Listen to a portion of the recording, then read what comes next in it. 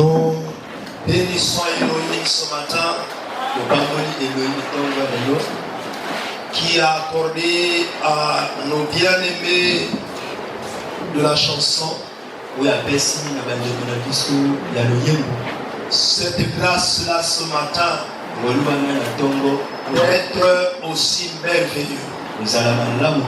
Que Dieu vous bénisse et travaillez de plus en plus pour mieux faire encore. Vous savez, nous qui sommes habitués à vous et nous qui sommes habitués à vous, on peut se dire que vous n'êtes pas bon. Mais j'ai eu l'écho d'un frère qui est en France, qui a suivi nos prédications sur YouTube et que cette prédication a été précédée par un cantique chanté par les bien-aimés. Il me disait, pasteur, je souhaite que à chaque fois vous filmez aussi les chansons de nos bien-aimés. Il m'a dit que j'ai été fort béni par leur manière de chanter. Et pourtant, toi et moi, sûrement, on apprécie autrement. Est-ce qu'on peut bénir nos bien-aimés par des acclamations, en les encourageant, que Dieu les bénisse?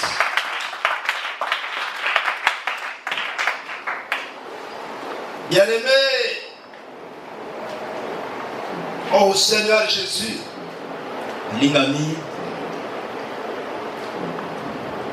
bien-aimés frères et sœurs, frères et sœurs dans la foi, en Jésus-Christ, et également à tous ceux qui sont arrivés pour la première fois en Seigneur. Je ne sais pas s'ils sont là. Avant de continuer, ce matin, j'étais en train de dire en mon cœur que le dimanche dernier, nous étions en train de témoigner à l'église qu'on avait demandé à Dieu de ne pas permettre que la pluie tombe avant que nous terminions le culte. Et ce matin, lorsque j'ai vu la pluie commencer, j'ai dit au Seigneur, ne laisse pas un païen, ne laisse pas un détracteur de la foi dire que non, l'autre dimanche ils se sont vantés. Et que le Dieu puissant a écouté leur prière et a arrêté la pluie. J'ai dit au Seigneur, fais encore grâce. Et j'ai été fort content de ce que j'ai vu que la pluie s'est arrêtée. Et maintenant que nous sommes en train de passer le culte, le soleil est au beau fixe. Pour cela, je veux que par nos acclamations, nous remercions Dieu. Nous remercions Dieu qui nous a donné encore ce moment merveilleux. Soyons reconnaissants en tout. Il y a des gens qui ne pensent pas que c'est un merveilleux témoignage. Que nous bénéficions de la grâce de Dieu d'avoir un moment merveilleux pour se rassembler. Il y a même de ceux qui ont fait la prière en disant qu'il tombe de pluie ce matin, alors pour que je n'aille pas au culte. Voyez-vous, notre Dieu est puissant. Il n'a pas permis cela. Voilà pourquoi nous le célébrons. Voilà pourquoi nous lui donnons notre cœur. Je vous salue, frères et sœurs en Christ. Il suffit de nous rappeler à nouveau de la miséricorde de Dieu qui consiste à compatir à la situation de tout un chacun. En exprimant à son égard une grande patience jusqu'à sa conversion totale.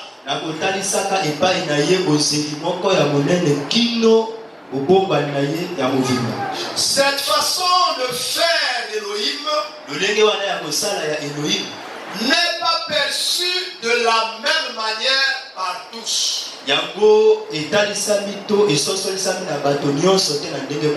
Ainsi, Jonas nous sert de modèle pour être enseigné à ce sujet. En effet, nous y sommes au 4e dimanche. Et je crois que ce dimanche-ci, c'est le 10, n'est-ce pas? Amen. C'est le dimanche 10 novembre 2024. C'est le 4e dimanche que nous continuons à utiliser le livre de Jonas pour parler de la miséricorde de Dieu. Je ne sais pas. Ça doit être sûrement le dernier dimanche. Et ça doit être sûrement le dernier dimanche que nous utilisons ce même livre. Aujourd'hui, nous y sommes au 4e chapitre.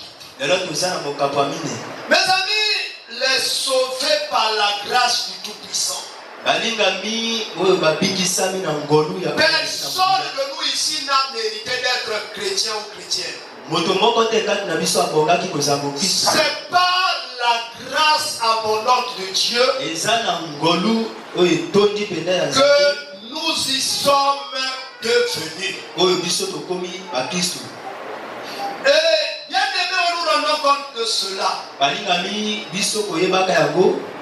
Nous allons d'abord reculer.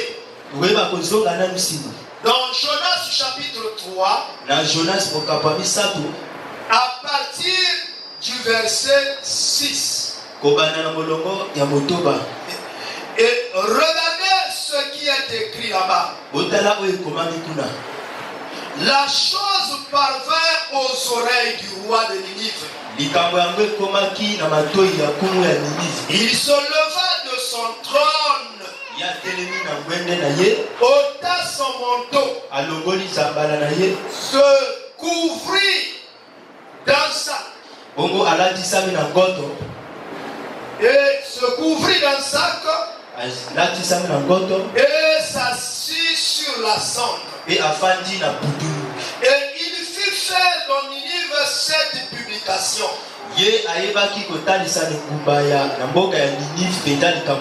Par ordre du roi et de ses grands, que les hommes et les bêtes, les bœufs et les brebis, ne goûtent de rien, ne pèsent point et ne boivent point d'eau. Que les hommes et les bêtes soient couverts de sacs, qu'ils crient à Dieu à force, avec force,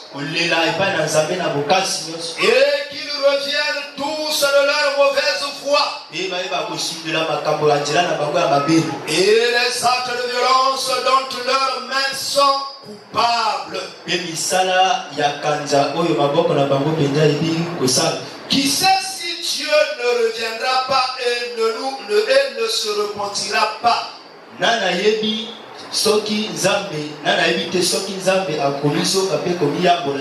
Et s'il ne renoncera pas à son ardente colère, en sorte que nous ne périssons point. Dieu vit qu'ils agissaient ainsi et qu'ils revenaient de leur mauvaise voie. Alors Dieu se repentit du mal qu'il avait résolu de leur faire. Et il ne le fit pas. Mon ami, lorsque nous reculons là-bas,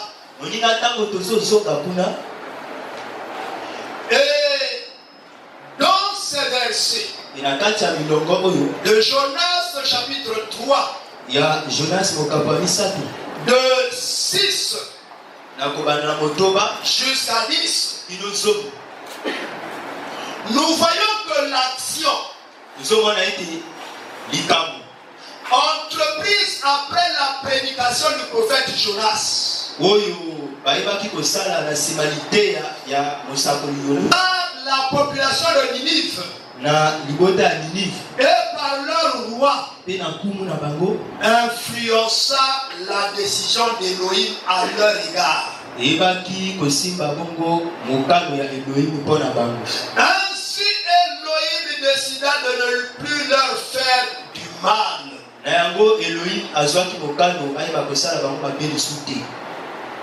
Vous voyez, Dieu revint sur sa décision. Pourquoi? Parce que lorsque le prophète a prêché, la population a écouté la voix de Dieu à travers le prophète. Et elle s'est conformée à la parole de Dieu. En renonçant à leur mauvaise voie, en s'humiliant, en cherchant la faveur de Dieu. Et cela a été répandu dans la ville, jusqu'à être entendu par le roi, qui est le premier citoyen de la ville de Ninive. Et celui-ci s'associa à la population pour chercher la face de Dieu. Il concrétisa même son engagement en scellant cela par un texte. Et en scellant cela par un texte, et en disant que ce soit les hommes, que ce soit les femmes, que ce soit les enfants, jusqu'à y impliquer les bêtes. Il dira que personne ne touchasse à la nourriture. Il y a un plan dans la grâce de Dieu qui sait si Dieu ne reviendra pas. Si Dieu n'abandonnera pas sa décision de nous punir. Il était sincère. Et il a montré cela en abandonnant ses habits royaux, en abandonnant sa position royale, en abandonnant son siège, en abandonnant toute la valeur qu'on lui a accordée. Et il s'est humilié comme tout le monde. Et leur voix a été entendue de Dieu. Et Dieu a pris compassion d'eux.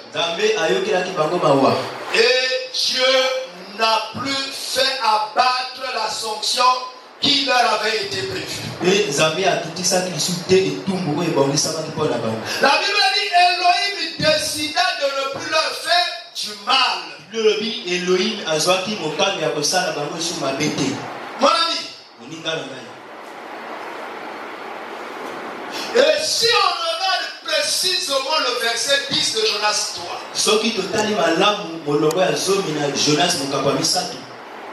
la Bible dit Dieu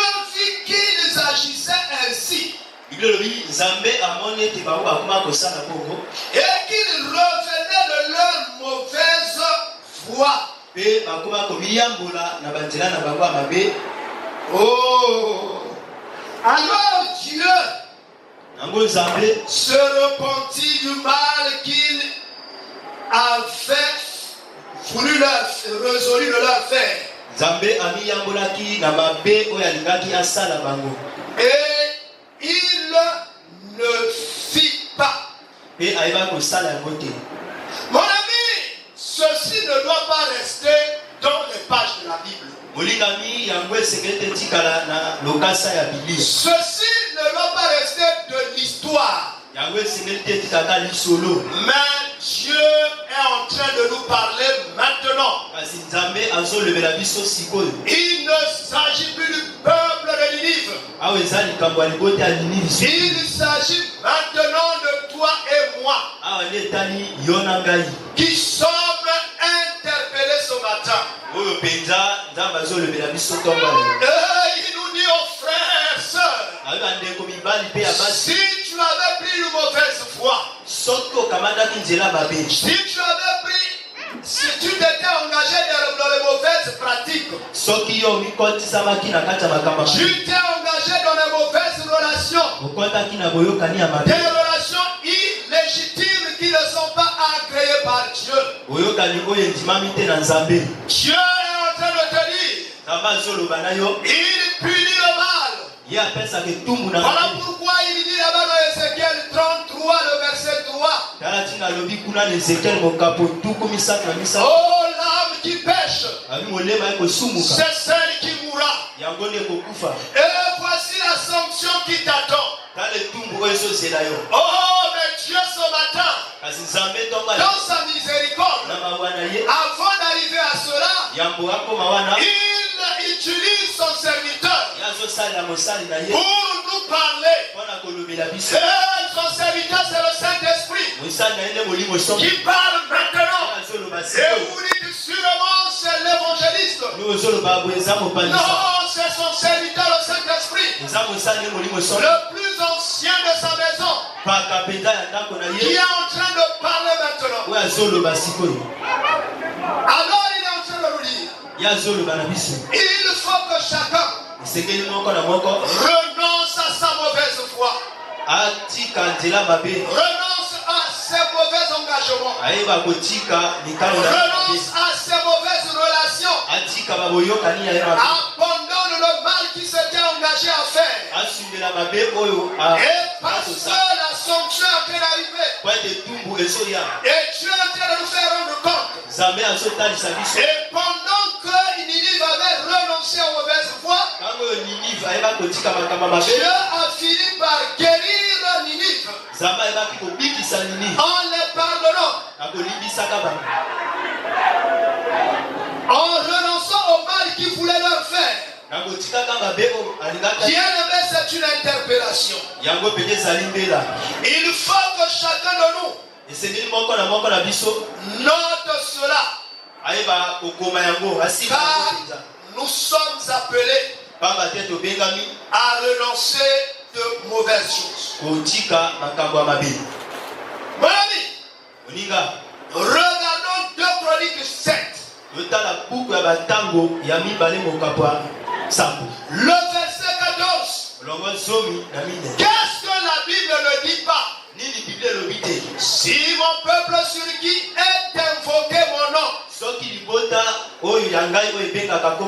s'humilie, prie et cherche ma face, et s'il se détourne de ses mauvaises voies, oh, qu'est-ce que la Bible dit? Dieu dit, je l'exaucerai des cieux, je lui pardonnerai son péché,